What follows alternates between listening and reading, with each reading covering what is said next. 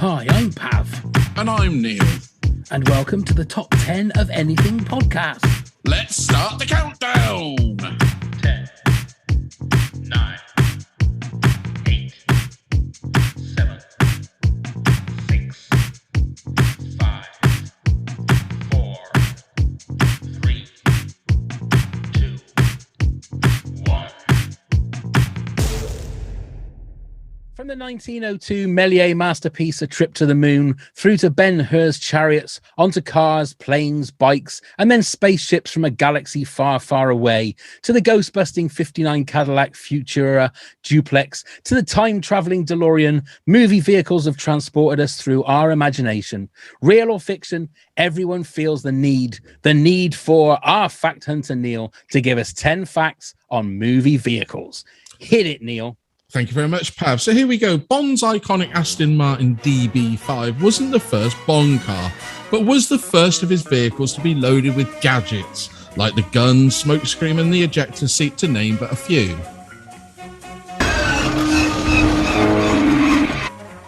The original name of Star Trek Starship Enterprise was the USS Yorktown, named after a World War II aircraft carrier.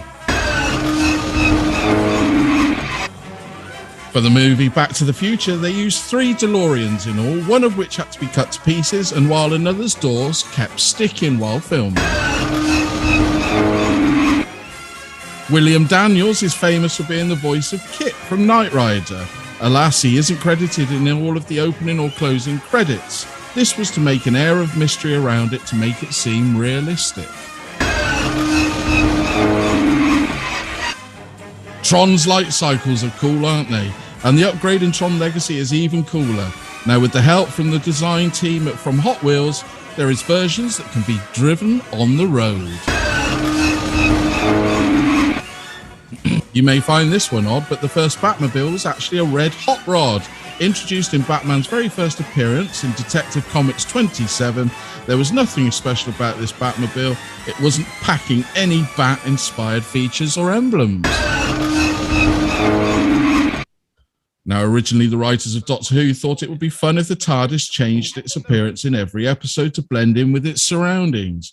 But when they discovered this idea proved to be too much for their budget, they decided to keep the Tardis permanently stuck as a police box and explained that the spaceship's chameleon circuit was broken.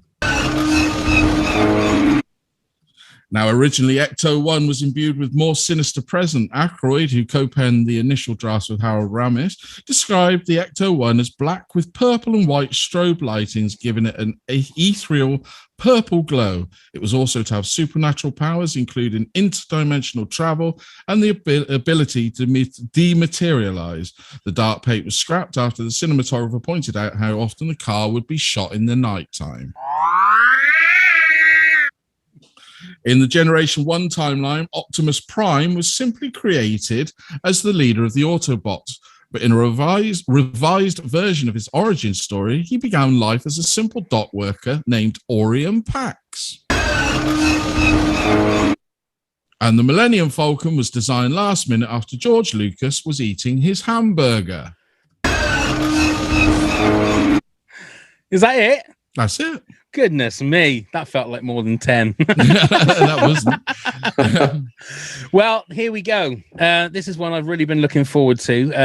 Hello, Neil. Hello there, Pav. We are joined by an old friend we were trying to work out before we started recording, probably 5, 6, 7 years since we've last spoken, to the one and only Filmumentaries podcaster, Filmumentaries filmumentary maker, the one and only Jamie Benning. Hello, Jamie. Hi guys, thanks for having me on again. Yeah, it has been a long time. I think 4 or 5 years. It's got to be at least. You were one of the first podcasts I did as well. It certainly sticks in my mind anyway. Did we give you the bug to go and make your own? Is that what? Yeah, maybe you were that spark that set me on this new journey. Yeah. Well, that was a long time ago, though, wasn't it? Movie heaven. That's right, wasn't it? Yes, that was it. Yeah.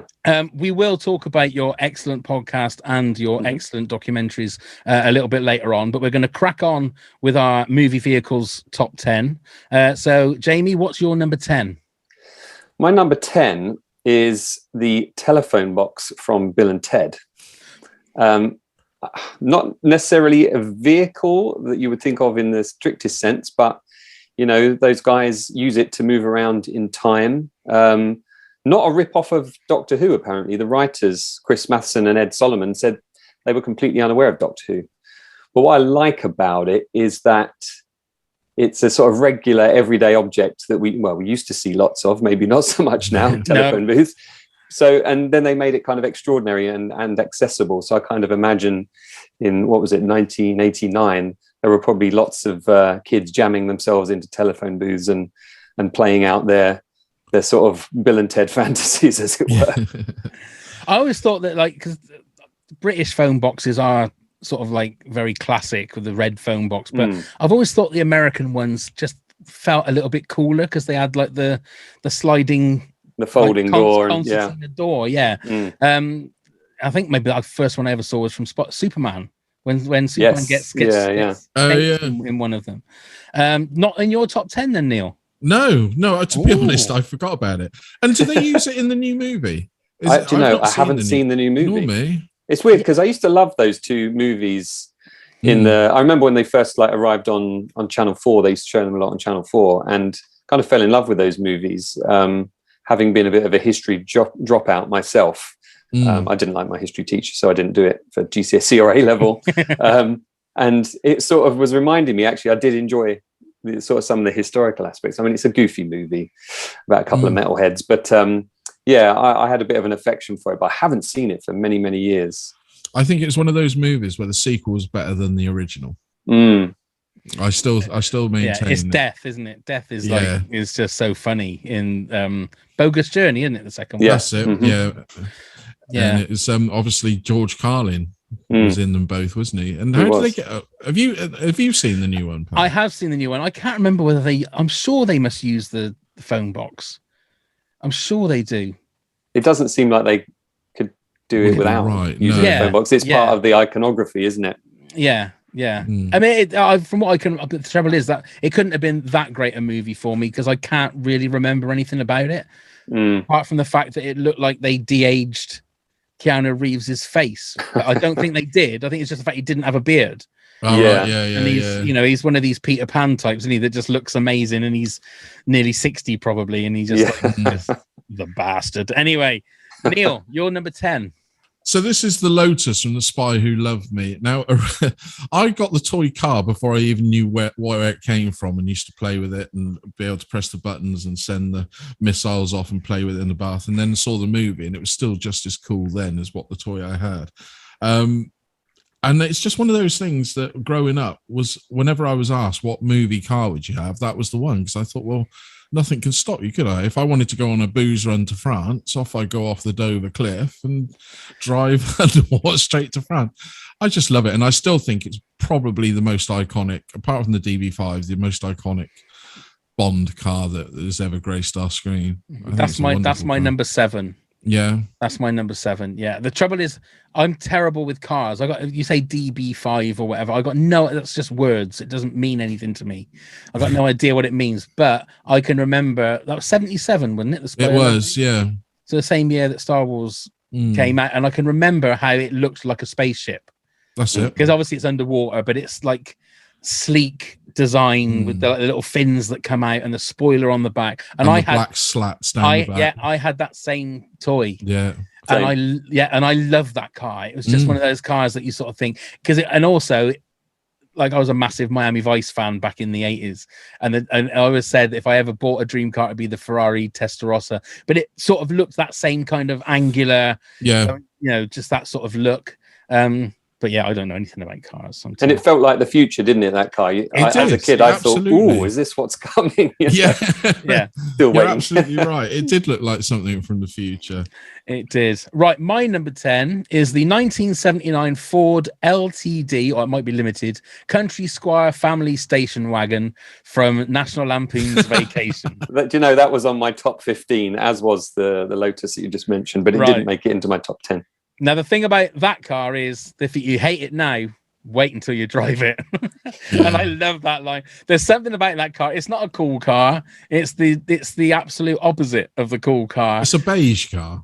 But it really goes through some wars in that movie. And it's one of my favorite comedy movies, National Lampoon's Vacation. Mainly because of Christy Brinkley, but that's a whole other story. But yeah, so that's my number 10 for I've actually seen that car up close. I've worked a number of years on the Goodwood Festival of Speed, which is a event where a lot of vintage cars get together and current cars as well. And they did have a family dressed up in the costumes driving on the track there, a few years back. That was so cool. It's all the wood paneling and everything. Well, yeah. Like we didn't have any cars like that in the UK at that time. You know, a huge estate car like that. I guess the nearest thing would have been like a Volvo or something in Europe. But I remember thinking, wood paneling, you don't see that ever in the UK. It was a very American thing. This car costs money, even though the wood paneling's fake. It's sort of an indication as to its value, isn't it? Right, Jamie, you're number 9. I've gone for the USCSS Nostromo from Alien, 1979. Nostromo, it was named after a Joseph Conrad novel from 1904, apparently. And it's this huge commercial towing vehicle carrying 20 million tons of cargo. It's just this immense ship. But despite the exterior, what I love about it is the interior and the way in the opening of the movie, that environment is revealed to us. It's where we're going to spend, the next 90%, about 90% of the film, apart from when they land and start looking for eggs. It sets the boundaries and it sets the parameters of what's going to come. And immediately we feel kind of closed in. And in fact, it was based on a World War II submarine, apparently. And then you've got that cool room of Mother, the onboard computer, which apparently was inspired by a cathedral. And all the lights are to sort of represent candles in this sort of sanctified room. So I've always kind of been in love with not necessarily the outside of it, but the inside of it I've always adored. Because, again, it was one of those things like in Star Wars, and really Scott was inspired by Star Wars, to have this kind of used universe. And he got Roger Christian, one of the production designers, to build some of those sets as well. So there's like bits of a calculator stuck in there, and there's like an old seat from a car, and I just love the kind of mishmash nature of it. I think it was the first spaceship I saw growing up in a movie that I thought was real. It looked real. I mean, Star Wars has elements of that, but it still had the sort of make believe with the Millennium Falcon and that. But that one definitely, I thought, it really, and still to this day, I think it holds up in the effects and the design of it, and it looks perfectly plausible and real, doesn't it? Well, there's nothing flashy about it either, is there? It's not a flashy spaceship. It looks like it's something that's been sent out into space to carry cargo. Yeah, because in space is what they always say, don't they, about Alien? Yeah, and that's a good. Again, that was one that I didn't think of. To be perfectly honest, I should have thought of that one. Neil, you're number 9. So it's the Bat Bike from Nolan's Batman universe. It just blew me away that it's a real physical working machine. But also, the first time I ever watched that movie, when they introduced it, was on the IMAX at Waterloo. The big one in London, and the noise and the sound literally put the hairs on the back of my neck going up. I for some reason, I don't know what it was, and what it is about that bike in particular, but. Yeah, we've seen it, haven't we? Of course, we saw it in LA, Pav. We did. It was on our business trip. Yeah, on our business trip. And I just, even looking at it in the flesh, it's just one cool fucking thing. I wish I could ride a motorbike so I could try and get one. That's all. I will just say we always refer it to a business trip just in case my wife is listening. It's just so she just officially we went to LA and it was a business trip. In case she listens. She never listens, but just in case she listens. But out of Batman's, is it called the Bat Bike? I think so. I don't understand that it's not. I haven't seen anywhere. When I sort of Googled it and looked at the pictures and the design that they actually made, I think it was 5 of them in all that were properly used. They just referred to it as the Bat Bike. All right, okay. So, and obviously those movies were filmed in IMAX, like Nolan loves, and the screen and the sound. When I first saw that, I don't think I've experienced anything since like it. It was just blew me away. absolutely blew me away. Okay, that's fair enough. My number 9 is the Black Pearl from Pirates of the Caribbean. Wow. I love the fact that I'm not sure whether they actually did build the whole Black Pearl for real, but when they're showing, we've got the scenes when they're on deck as such, it just looks amazing. I do like the pirate era of vessels. They just look so grand and intricate and beautiful, and just the way that they are designed. I think that's with any of these movie vehicles, and especially when we inevitably get to Star Wars, it's the production design of a lot of these things that they take something that is a normal thing and tweak it to make it unique and beautiful. And I think something like the Black Pearl looks like a normal ship, if you like, but when you start really looking at it, it's just a beautiful piece of art, if you like.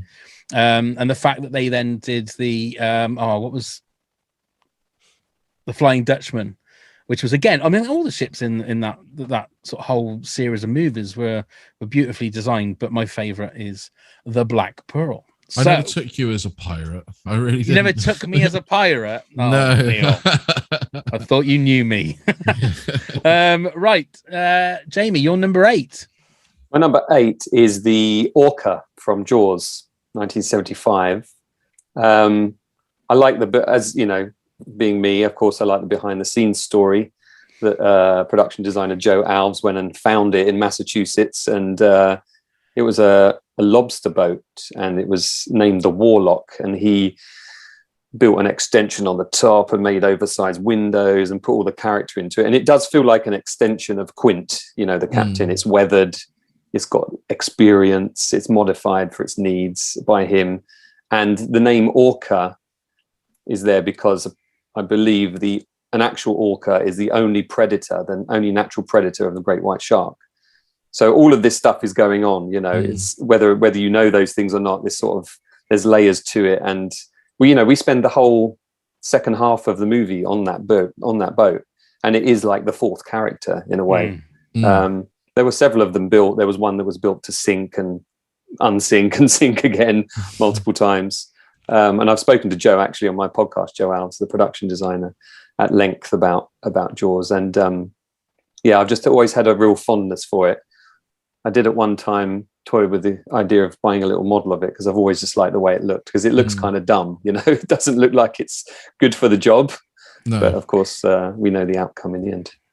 Now, wasn't it right that Steven Spielberg, when he was doing the tour at Universal, found the original or one of the originals like on the Jaws ride or something? Wasn't he used to go and sit on it and just hide away from his office on the lot there, and you know, sit there and contemplate. If he was having a difficult time on a movie, he'd sit there on the Orca or one of the original Orcas and would remember, oh, it can't be as bad as it was back then in 1974 in the open ocean with nothing working and going over budget and over time and writing the script at night ready for the next morning. So yeah, it was there for a long time, and then it got kind of scrapped, I believe. Yeah, that's right. That's what I thought. Yeah. Which is quite sad. But you know, a lot of these things that are on my list are from that era when movie props weren't kept. You know, they were just made for the film and then they were chucked in a skip. Yeah, it's crazy, isn't it? Absolutely crazy. If you probably think of all of the different props and vehicles and things that have just gone to waste that nobody realized what they were, or film cells or animation cells. Oh, it doesn't bear thinking about. Neil, you're number 8. Right, this is back to childhood. It was a car that I always wished that my dad had and would take me to school in and everything like that. And it was the Trans Am from Smokey and the Bandit. That's my number 6. That's number 5. Is it? Oh, there you go. It's an iconic vehicle. I mean, I don't know a lot about cars. I don't know whether they're good cars, bad cars, or whatever, but I do know that it looks bloody cool. It's a cool car. And I still think it looks bloody cool now. And again, it's an extension of the character in it, isn't it? Exactly. You know, I believe that the director, Hal Needham, convinced Pontiac to have the car in the film. Right. And they were given 4 cars, and then 3 of them were in the movie. 1 was for promotional reasons, but it apparently boosted sales by 25,000 units that following year. Really? I mean, it jumps over creeks. It speeds away from police. It hides in a truck convoy. You know, you whack on that tune Eastbound and Down and see the Trans Am burning around. Doesn't get much better than that. No, it? It doesn't. No. And it's a real sort of picture of the 70s, isn't it, as well? Yeah, absolutely. It is. It sort of sums the 70s up. But And yeah, also like everybody wanted to be Burt Reynolds. Back then. He was one of the coolest guys around. He just was. Yeah. You know, and you've got the hat, you've got the pretty girl sat on the passenger seat, and him doing his ha ha ha laugh. What more do you need? Dom DeLuise, I think, was in the second one, wasn't he? I think in the second one. He was the doctor in the second one, wasn't he? That's Cannonball Run you're thinking about now, isn't it? No, because he's in both of the Cannonball Runs, isn't he? Hal Needham directed the first Cannonball Run. I don't think he did the second, though, did he? Right. Yeah, the second Smoking the Bandit had the elephant that they were trying Yes, that's right. And he was like a doctor that they... That's right, yeah. I haven't seen the second one for many, many years, you know. No, there was a third one, wasn't there? There was. Yeah, I don't think anybody talks about it. Nobody talks about it. I don't think Burt Reynolds was in it, was he? I think there was like maybe there was like an outtake from the second movie in the third one or something like that. But yeah, right. Certainly not a Burt Reynolds film. I don't even know whether I've even watched the third one completely. No, I don't think I have. Sequels then, though, were always diminishing returns, weren't they? You know, there are very few series of films. It was like, oh, that was popular. Let's quickly make a sequel to earn as much money as we can before it becomes unpopular. Exactly. Right, my number 8, and my grandson would not talk to me if I didn't put this one in. So it's Lightning McQueen from Cars. Great choice. And I did a bit of research, and it's a mix between a Chevrolet Corvette C6 and a Corvette C1, which I thought it was anyway. I didn't need to do any research for that. I got no idea what any of that means. But I put it in mainly because my grandson absolutely loves cars. He knows every single name, type of car, and he's only 3. Bless him.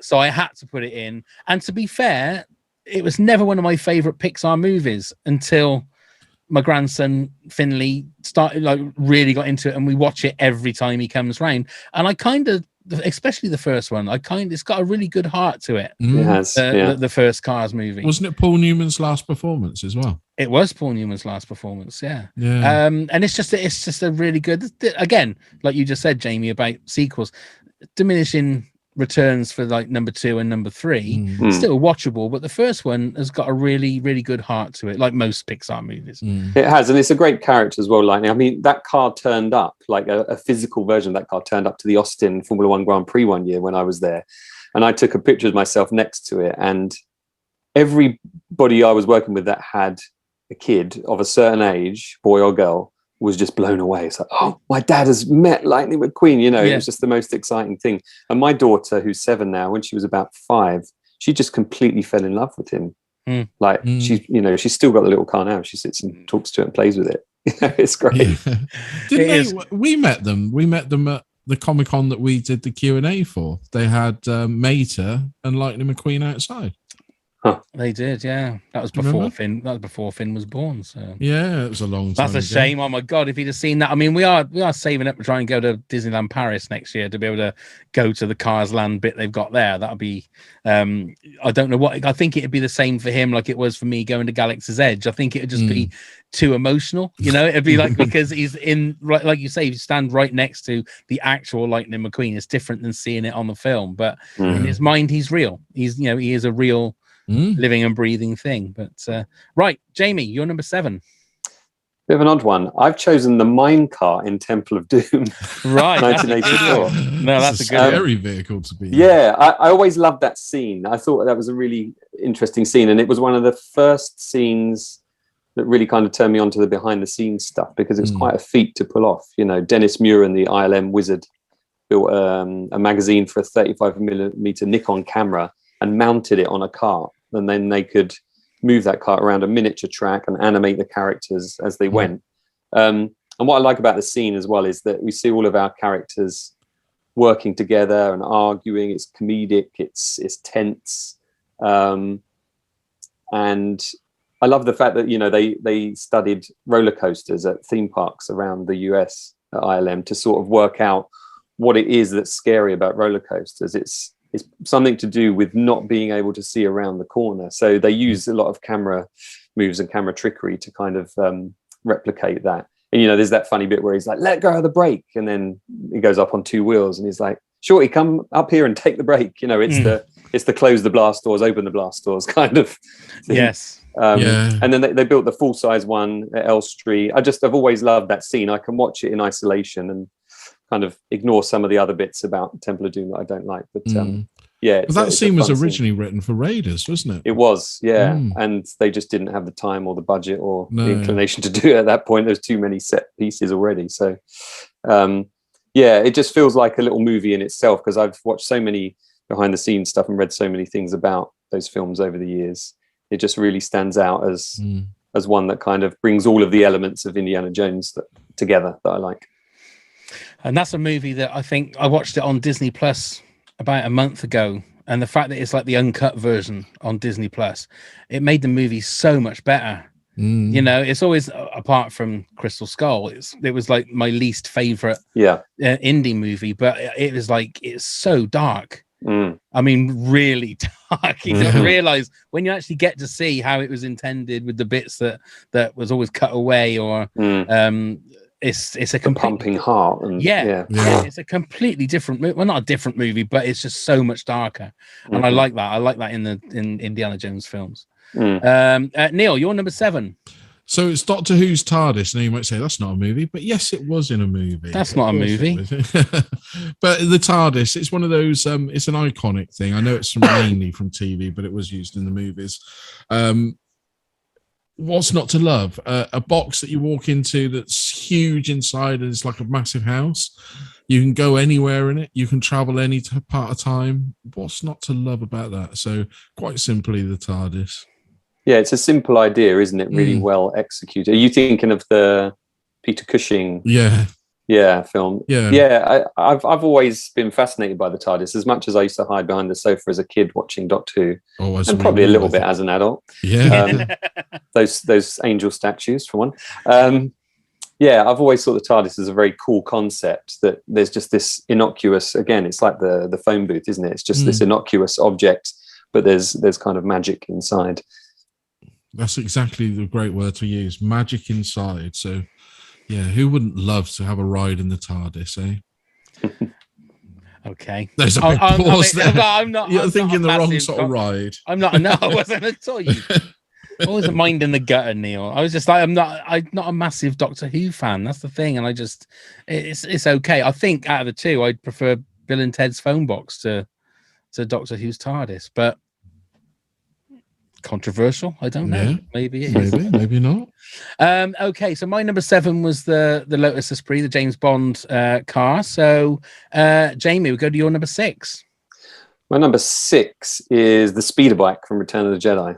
Nice. I was 7 years old. It was my birthday. I was taken to the Dominion Theatre in London. It had the biggest screen at the time, and I saw Return of the Jedi for my birthday treat. I was taken to Hamleys, where I bought the speeder bike and an AT-AT and a snow speeder and a bunch of figures, and it was just kind of overwhelming that day. But I've always loved the sleekness of the speeder bike, designed by Nilo Rodis Jamiro, who was the industrial designer brought on for Empire Strikes Back, then kind of refined and made sleeker by Ralph McQuarrie. And then Joe Johnston was one of the modelers, and it didn't end up bearing much resemblance to Nilo's original thing, but it's just this really cool idea of this guy sat on an engine.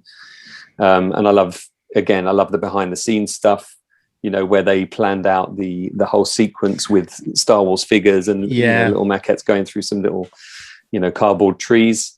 And I remember the other thing I love is the sound of them as well. I can hear the sound. As soon as I think speeder bike, I can hear the sound. And that was a sound that sound designer Ben Burt chanced upon.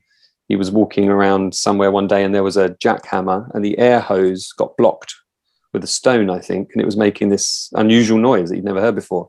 And he just said to the guy, "Wait there," and he ran off and got his mic and came back to record it. So I have very fond memories of 1983 playing with the speeder bike and making it explode with a little button on the back. Arguing with my cousin about, hang on, is this your front bit or my front bit? And I just, love the biker scout that sits on there. And I just think it's a really cool idea, just racing through the trees. And it was a scene that stuck in my head when I left the cinema. I remember going back to my grandparents, and they said, "Oh, how was your day?" And all I wanted to talk about was all the vehicles in this movie. Speedbike being my favorite.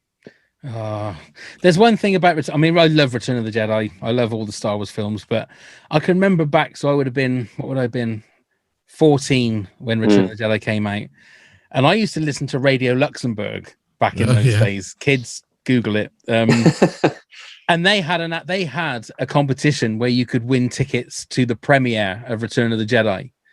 And I was listening. I can remember I was listening at nighttime, and they never told you what the phone number was to phone. And they kept saying, like, after every record, we still haven't got the correct answer for this. And I'm going absolutely apeshit. I can't remember what the question was, but I knew what the answer was.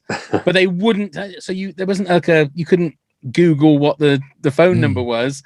I think I even went to and phoned like directory inquiries, and they had no idea. They weren't listed. Yeah. No, and it was absolutely gutting. The fact that I was there, I knew the answer, and I couldn't get through because I didn't know what phone number it was. So I could have gone to I probably wouldn't have gone. Mum and Dad would have said, "Well, no, it's school day tomorrow or whatever. You can't go." But that is a good one, and it's a great one. It's the thing with Star Wars, iconic sounds that go with iconic vehicles. You know, say you only have to hear what the sound is, and you know what the vehicle is. That's the beauty of Star Wars. Well, I suppose all movies, but especially Star Wars. Neil, you're number 6.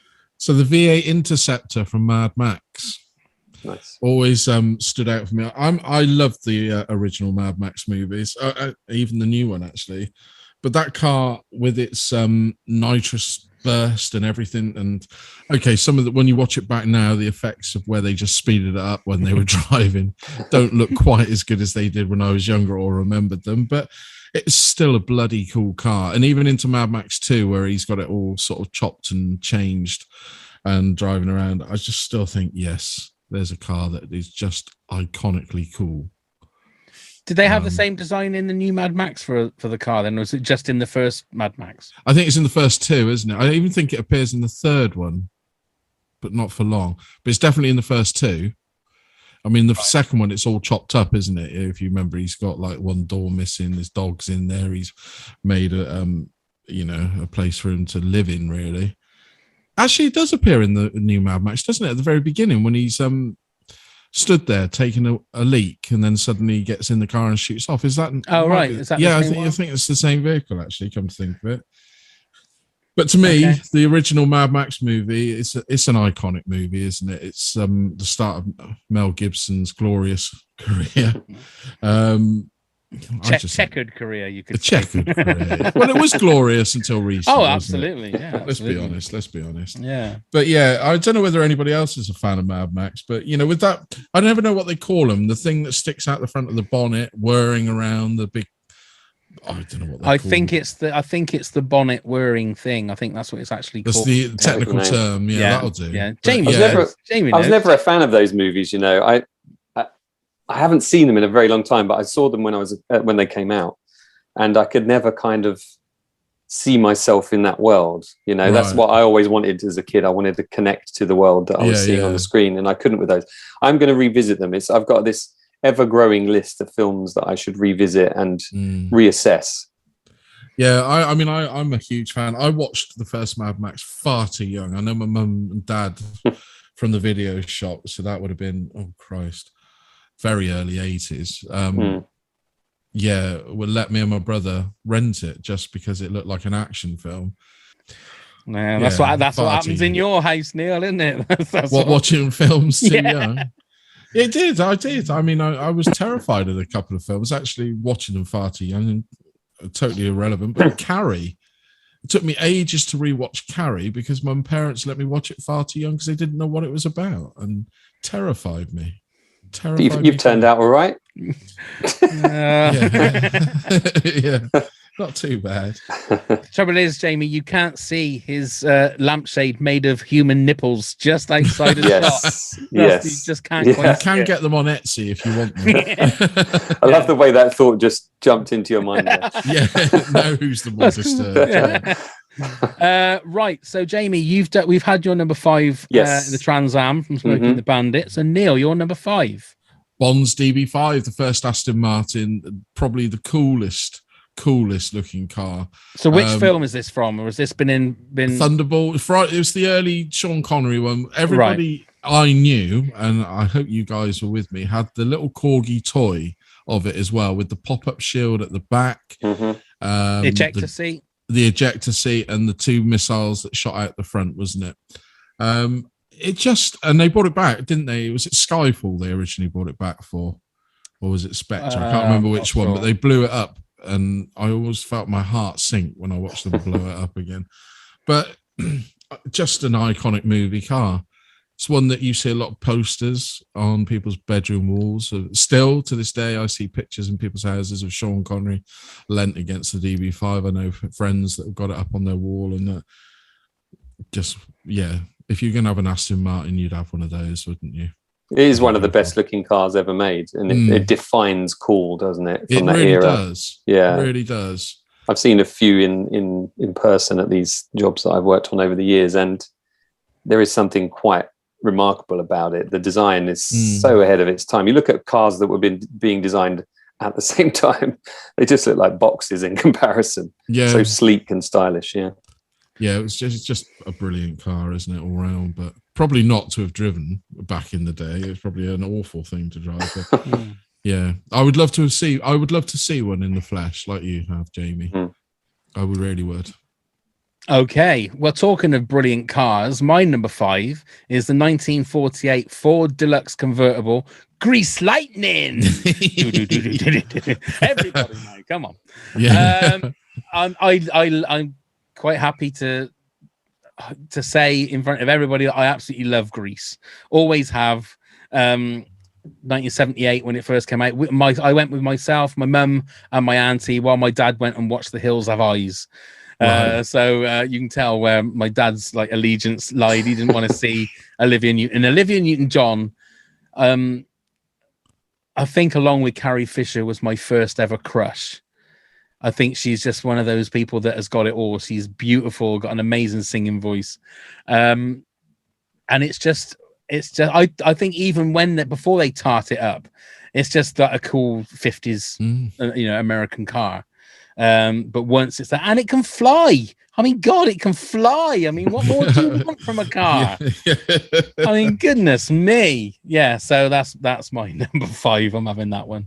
There is something quite exotic, isn't there, about American hot rods? Because we didn't really have those in the UK. No. You might see somebody with their Ford Cortina a bit jacked up, but yeah, I've always adored those cars in American Graffiti as well. Yeah, absolutely. Rods, yeah. You just watch the movie thinking, "Oh God, how cool are they?" I still think that now. Yeah. Okay, then Jamie, you're number 4. My number 4, and I think I get the feeling we're honing in on very similar choices here. I do as well. I was going to pick the 1959 Cadillac Miller Meteor, the Ecto 1 or Ectomobile from Ghostbusters. Yeah, that's my number 2. Yeah, what I love about it again is it drives character. In the story, it tells us all we need to know about Ray Stantz when he turns up with it. He's bumbling but capable, intelligent but lacking awareness. That line he comes in with, "Okay, everyone can relax. I found the car. It needs suspension work, shocks, brakes, brake pads, lining, steering box, transmission. Yeah, maybe a few new rings, also mufflers." It just goes on and on. And yeah, it's just again an unexpected choice to have a Cadillac converted ambulance as their main vehicle, and it is a joke. It's a good joke. With a very unique siren, of course. Yes. Yeah, it didn't quite make my top 10. I don't know. I should have changed that. Really, You're saying it's not in your top 10, Neil? No. You are kidding me. No, I booted it. The Ecto 1 is not in your top 10 of movie vehicles. A movie buff like yourself. Yeah. And the Ecto 1 is not in your I am flabbergasted. As Frankie Howard once said, my ghast has never been so flabbered. I don't understand. I'll give you the reason is because I went for the cars and vehicles that made a huge impact on me as a child. So how would Ghostbusters not have been a huge Yeah. impact? Sorry, But the Jamie, while we car- have this, yeah, this breakup. But the this breakup cars in didn't. live I've just on air. moved out of The Ecto-1 to me didn't leave a massive impact. Yes, it was part of the plot, but it's not a car that I think, is my greatest movie vehicle. Wow. Yeah, I think of it as kind of synonymous with the Ghostbusters. When I imagine the Ghostbusters, I think of the logo, Yeah. the guys, Yeah. and the car. The logo being on the car as well, I guess. It's a character of the movie. It is like the fifth Ghostbuster. Yeah. That I don't disagree. It just absolutely never stuck with me. And that's why I booted it in the end. That's fair enough. I did nearly buy the Lego kit a few years ago of it, but I don't want to go down that hole. No. I can remember playing the computer game when Ghostbusters came out, and you used to have The to view from raise above. money, and you have to choose which car you wanted. You had like this That's right, bubble That's it. sort of car, and then a racing car. But I always chose the one that looked like the Ecto-1 because why wouldn't you? You wouldn't want any other car. It was a game seemingly without end, wasn't it? Was It a just game seemingly without end. Just used went to on hoover and up the ghosts on the road there. That's right. Yeah. Yeah. Oh my. It was God. like meditative in a way because it just never changed. It was just the same. Go on then, Neil. What's your number 4? The DeLorean from Back to the Future. Okay, that's my number 4 as well. That's my number 3. Yeah, Oh. I think when we talk about iconic movie cars, it's just another one there, isn't it? Although the wasn't it the people that actually made them were flopping big time. They're not supposed to be very good cars at all. And I've actually had the pleasure of sitting in one. Didn't when we were at that Comic-Con. I was going to try, but I knew if I got in there was no way I was going to because there's not much room in there, is there? When we looked not at, at all. there was no room at all. Yeah, I did get in, but again, I just sat there thinking, I'm in the DeLorean from Back to the Future. I mean, it wasn't an original one; it's a built one for props and these exhibitions and that. But yeah, isn't it just a cool vehicle and iconic for the movie itself? You speak about iconic movie vehicles, as in essential to the plot. Boom, that's probably the most one, the top one there. And again, like the Ecto-1, it's a joke when it arrives. It's Marty says, doesn't he? You built a time machine out of a DeLorean. Exactly. Because it had fallen out of production. I think 1983, it had fallen out of production. Yeah. They were $25,000 to buy, which today, by today's standards, is $63,000. I also I was looking up some of the sort of interesting facts about it. Apparently, Sammy Davis Jr. was one of the first buyers of a DeLorean. Really? Little Cannonball Run, Burt Reynolds connection there. Yeah, I can understand that because he was quite little, wasn't he? So he'd be able to slide in and out of the DeLorean, no problem at all. I love the way, from a story point of view, Doc says, if you're going to build a time machine, you have to do it with style.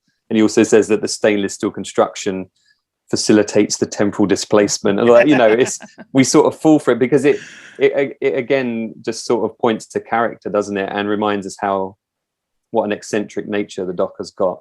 And what a choice they made. It was going to be a pickup truck at one time. It was going to be a refrigerator at one time. Yeah.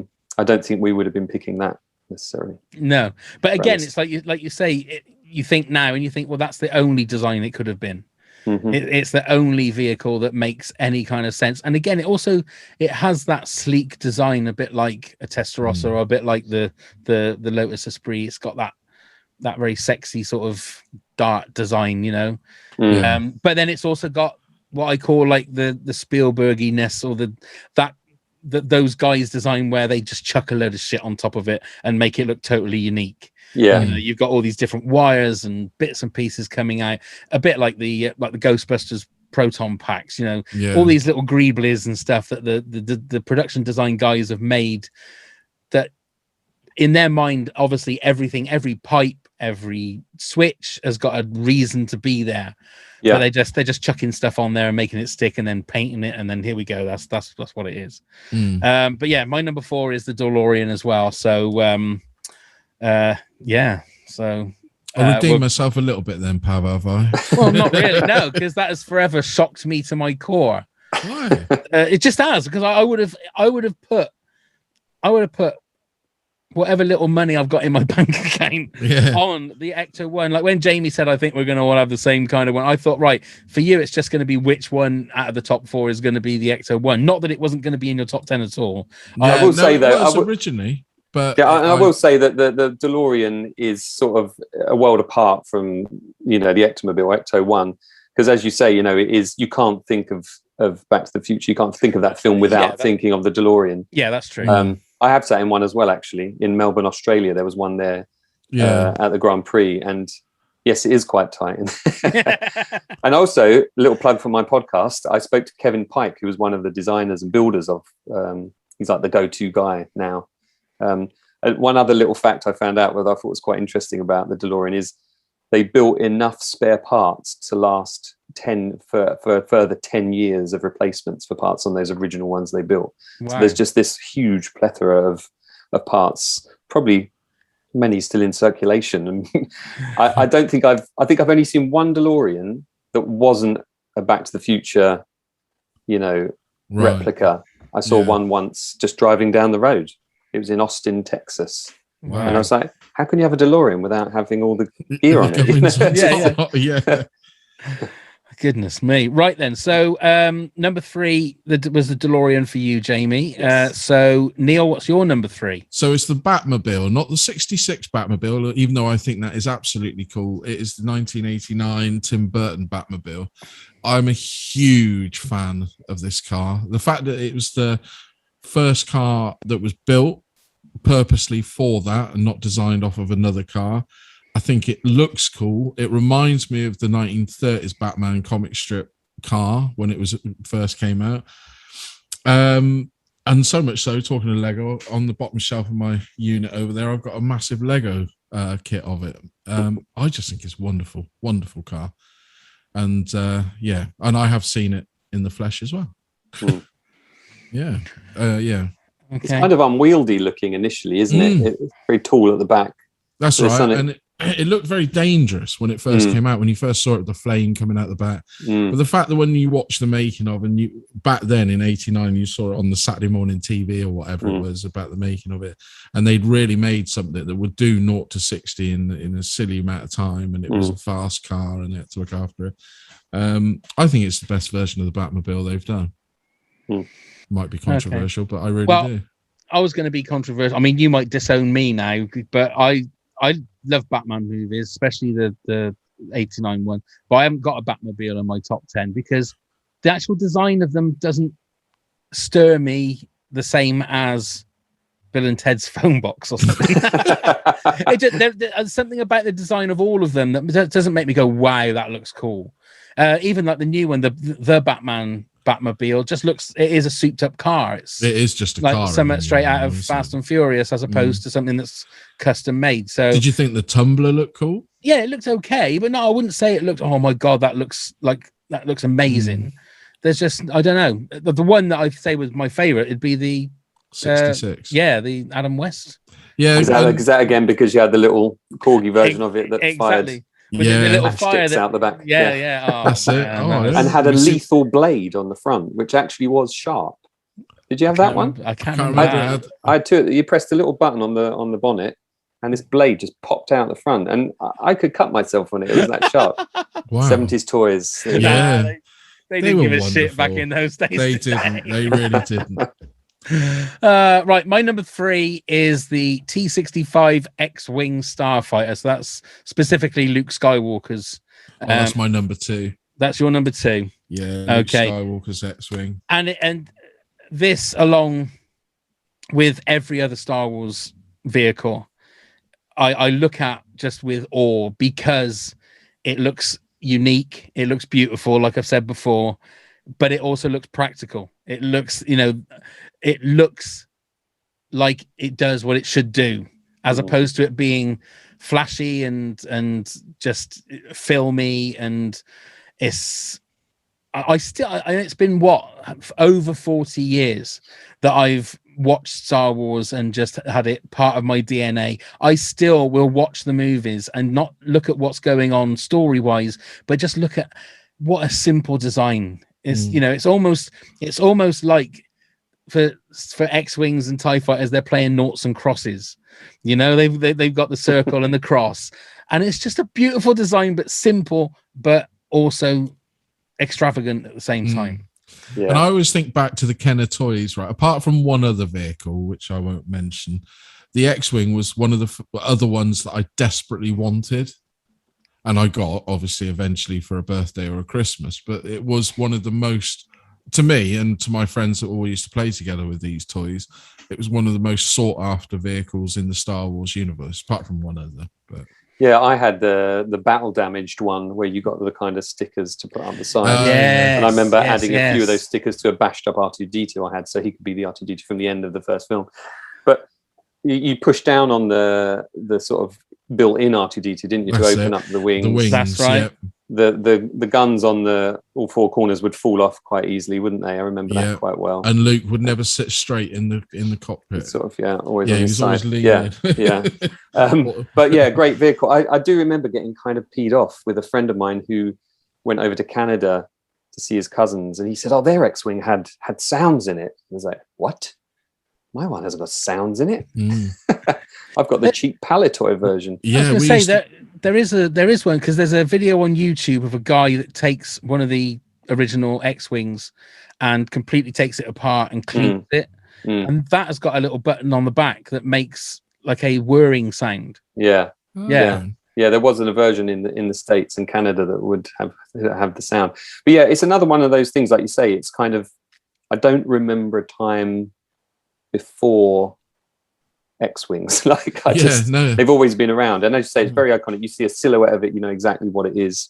Colin Campbell designed that original like X-wing design, and then it was taken on by Joe Johnston and the guys and made into this thing that looks like, it's been modified a bit over the years, but yeah, you can see it looks like a military piece of hardware, maybe slightly out of date. But I love the way they skid as well. They made them skid in the film. I didn't actually have it on my list.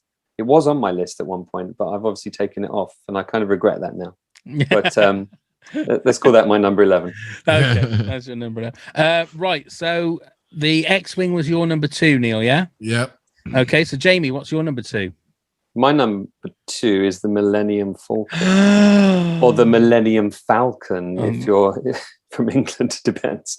I love the simple design, designed by Joe Johnston. He had to redesign the ship very, very quickly, because the original design for the Falcon was what we now know as the blockade runner, but it was deemed too similar to the ship in space in 1999. And I like, again, it's a character thing. It's like Han Solo. It's a bit of a shambles, but it always comes good in the end. It's a bucket of bolts. It's what does he say? It's got a peculiar dialect, forgetting the Solo movie for a moment. It was one of the first Star Wars toys that I owned. I remember the Christmas I got it, 1982. We'd been to the local community centre the night before, and my dad was not ever a drinker, but he'd had too many drinks. And he couldn't help me build it and put the stickers on. I remember being quite pissed off at him laying there in bed. I loved it. It was like nothing else. That play set, you got the chessboard and the training ball and the little hidden compartment. It's magical. And I think some people say, it's just a flying saucer. But what Joe Johnston did was put those kind of, those two bits on the front, and he put that piece on the side, the cockpit on the side, and unbalanced it so that it looks like something we've never seen before. And I just love all the lines associated with it. Like, you came in that thing, you're braver than I thought. And this bucket of bolts is never going to get us past the blockade, and all of that stuff. It's part of that universe, and it's part of that universe I sort of fell in love with, aged 0, and I'm still in love with. Okay, so Neil, your number 2 is the X-wing. My number 2 is the Ecto-1. Neil, Jesus Christ! Well, you didn't moan at Jamie for not having an X-wing. I thought that would upset you even more. I'm not. I'm more surprised at his Millennium Falcon position. I must admit, I had the fanfare all set. That we might have all had the same number 1, but we what it was number 1 at one point, and I changed it very late on. Okay, that's fair enough. Right, so Jamie, if you want to give us your rundown from 10 to 2. Okay, so number 10 was the telephone box from Bill and Ted. Number 9 was the Nostromo from Alien. Number 8 was the Orca from Jaws. Number 7 was the Minecart from Temple of Doom. 6 was the speeder bike from Return of the Jedi. 5 was the Pontiac Trans Am from Smokey and the Bandit. Number 4 was Ghostbusters Ecto 1. 3 was the DeLorean from Back to the Future. 2 was the Millennium Falcon. Okay, Neil, give us your 10 to 2. Okay, the Lotus from Spy Who Loved Me at number 10. Number 9, the Batbite from Nolan's Batman universe. Number 8, Trans Am from Smokey and the Bandit. 7, the Tardis. Number 6, the V8 Interceptor from Mad Max. Number 5, Bond's DB5. Number 4, Back to the Future's DeLorean. Number 3, the Batmobile, specifically 1989. And number 2, Luke's X-Wing. Okay, and my 10 is the family station wagon from National Lampoon's Vacation. Number 9, the Black Pearl from Pirates of the Caribbean. Number 8, Lightning McQueen from Chevrolet. Well, Izzy is Chevrolet. From Cars. Number 7, the Lotus Esprit from Spy Who Loved Me. 6, the Pontiac Trans Am from Smokey and the Bandit. Number 5, Go Grease Lightning from Grease. Number 4, the DeLorean from Back to the Future. 3, the T-65 X-Wing Starfighter. And number 2, Ecto 1 from Ghostbusters. I'm sure Neil is going to go, actually, I was messing with you. Ecto 1 is my number 1. I was only messing. But Jamie, what's your number 1? My number 1, and it was the Millennium Falcon for a while, and I switched it around to 1967 Austin Mini Cooper S from the Italian Job. Wow. Because part of the reason of that is that it was my first ever car. Right. A Mini. I had the 25th anniversary silver special. I spent 75 quid on it. It was a bit of a heap. Me and my dad fixed it up, and it was my key to freedom. So I've always had this massive affection for Minis. If I see an original Mini now, I just want to go and look at it. I just want to go and touch it. I want to get in it. I want to buy one. You know, if some people dream when they win the lottery, they'll buy, a Lamborghini. I would buy an Austin Mini Cooper S, that 1967 model. And again, I like the behind the scenes story that they wanted to have Minis, but BMC, the British Motor Corporation, wouldn't give them. They refused to supply the cars.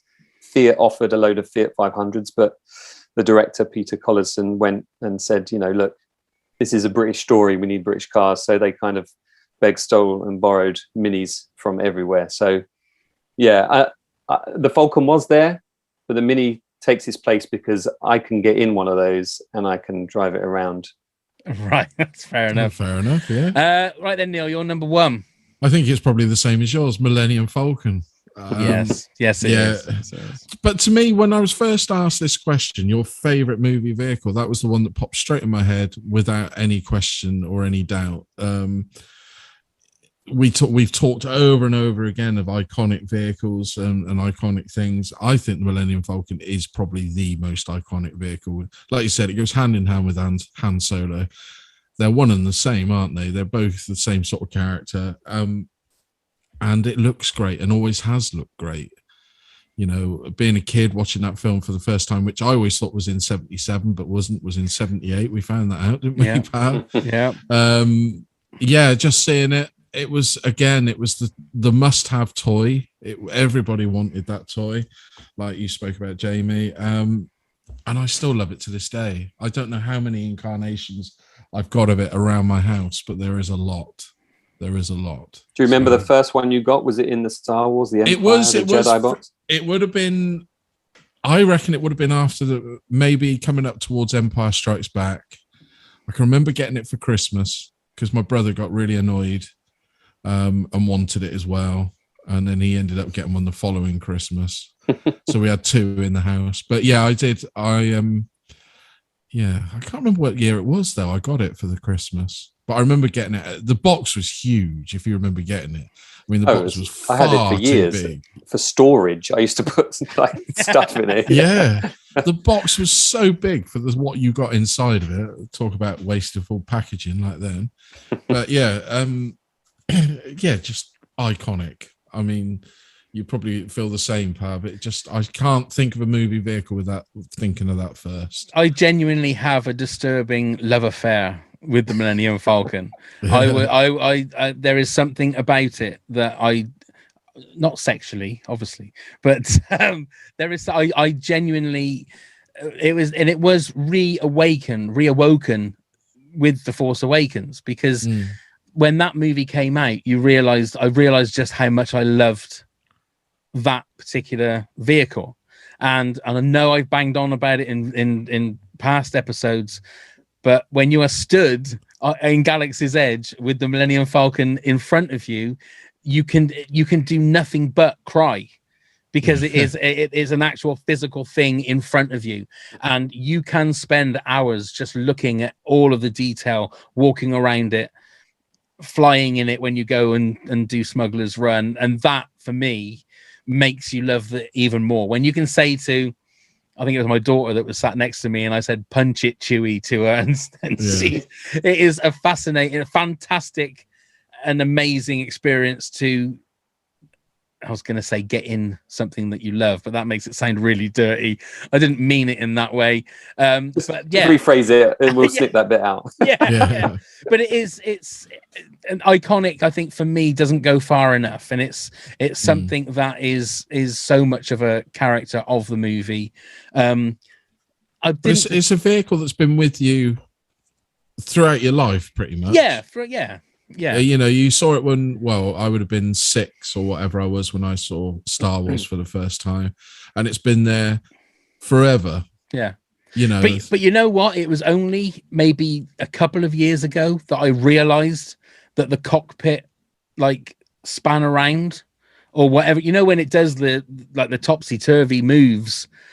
I could never work out how come everybody isn't upside down. It's because the cockpit rotates. I didn't realize that. It never dawned on me that the cockpit rotates.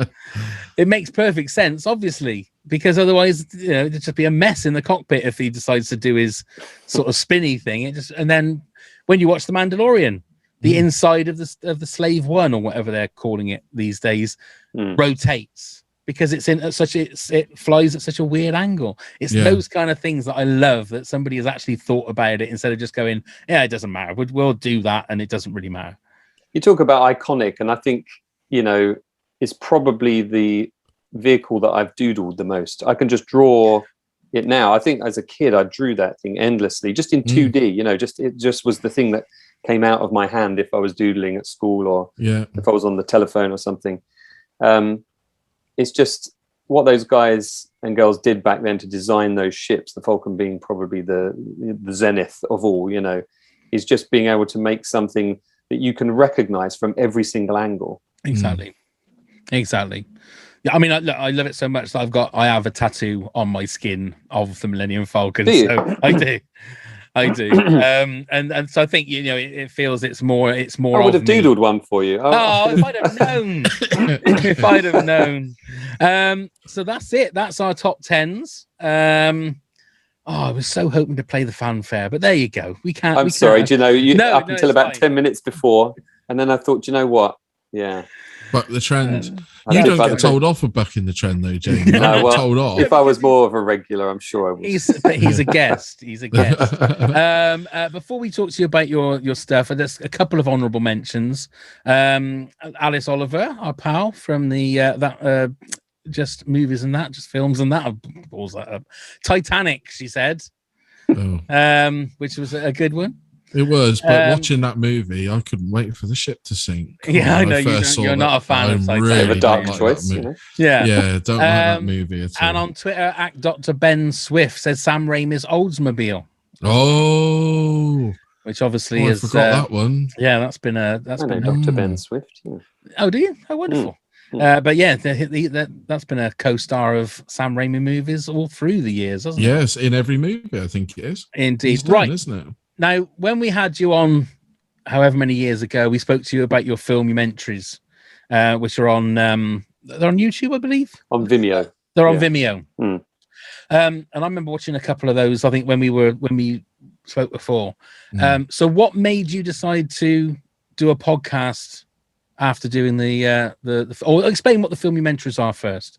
Well, the filmumentaries was something I started back in 2006, where I would take all of the behind-the-scenes material from any given film. I chose The Empire Strikes Back first, then I did Return of the Jedi, then Star Wars, then Raiders of the Lost Ark, then Jaws. And I would gather all of this information and I would make this kind of 3D puzzle of all the behind the scenes stuff. So layering it on, so you're watching the movie, but you're watching the movie being made at the same time.